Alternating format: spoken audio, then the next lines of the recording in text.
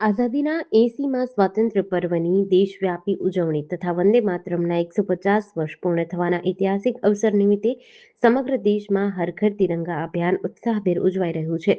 જેના ભાગરૂપે જિલ્લા વહીવટીતંત્ર અને સુરેન્દ્રનગર મહાનગરપાલિકાના સંયુક્ત ઉપક્રમે ગુજરાત વિધાનસભાના નાયબ મુખ્ય દંડક જગદીશભાઈ મકવાણાના અધ્યક્ષસ્થાને સુરેન્દ્રનગર ખાતે ભવ્ય તિરંગા યાત્રા સાથે ત્રિવેણી કાર્યક્રમ યોજાયો હતો.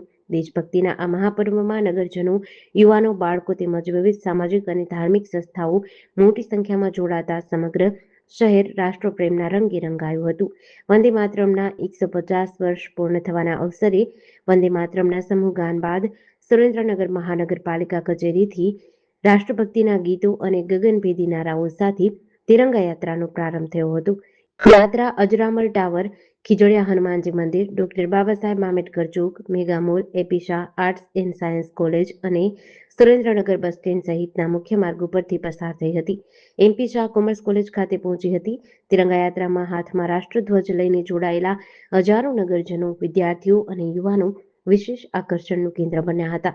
ડીજે સાઉન્ડ સિસ્ટમ પર ગુંજતા દેશભક્તિના ગીતો, આકર્ષક બેનરો, પરંપરાગત પોશાકમાં રાસ ગરબા રજૂ કરતા લોક કલાકારો, એનસીસી કેડેટ્સ, પોલીસ જવાનોની પ્લાટૂન, ખોજા સમાજના scout and guide band, BAP Swaminarayan સંસ્થાનો સુંદર ટેબ્લો, હોમગાર્ડ્સ તથા જીઆરડી જવાનો તેમજ પોલીસ બેન્ડે યાત્રાની શોભામાં વધારો કર્યો હતો.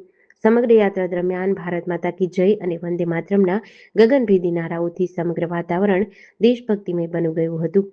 હર ઘર તિરંગા અભિયાન અંતર્ગત દરેક નાગરિકને રાષ્ટ્રધ્વજ પ્રત્યે સન્માન જાળવવા અનુરોધ કરતા તેમણે ઉમેર્યું કે 16 ઓગસ્ટના રોજ સાંજે 6 વાગ્યે તિરંગાને સન્માનપૂર્વક ઉતારીને વ્યવસ્થિત રીતે સંકેલી સુરક્ષિત રાખવો જોઈએ. રાષ્ટ્રધ્વજનું ક્યાંય અનાદર કે અપમાન ન થાય અને તે કચરામાં ન જાય તેની તકેદારી રાખવી એ સૌની નૈતિક જવાબદારી છે.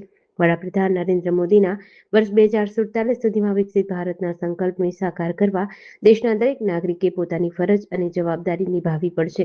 મજબૂત ગુજરાત જ મજબૂત રાષ્ટ્રના નિર્માણનો આધાર બનશે અને દેશની જનતાને રાષ્ટ્ર નિર્માણમાં પોતાનું અમૂલ્ય યોગદાન આપવું પડશે.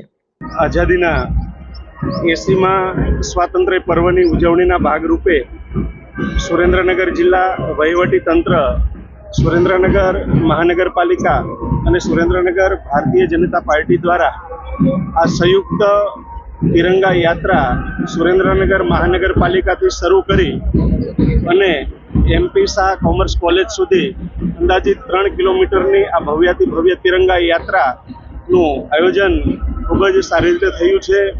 સાથે સાથે તિરંગો એ આપણી આન બાન અને શાન છે.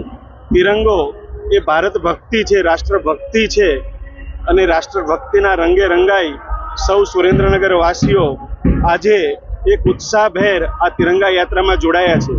આ શહેરની વિવિધ સંસ્થાઓ, વિવિધ શાળા, કોલેજો, સરકારી કચેરીઓના અને પોલીસ જવાનો, હોમગાર્ડના જવાનો તમામ લોકો આ તિરંગા યાત્રાની અંદર જોડાઈ અને તિરંગાની આન બાન શાન જળવાય અને તમામ લોકો ભારત ભક્તિના રંગે રંગાય એ દિશામાં આ કાર્યક્રમમાં જોડાઈ આ કાર્યક્રમને સફળ બનાવ્યો છે.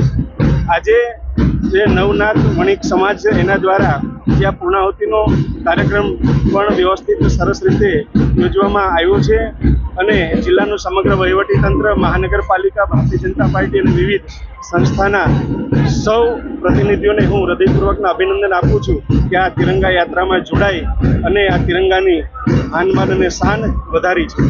જેડીસી ન્યૂઝ સાથે જયેન્દ્રસિંહ ઝાલા, લખતર.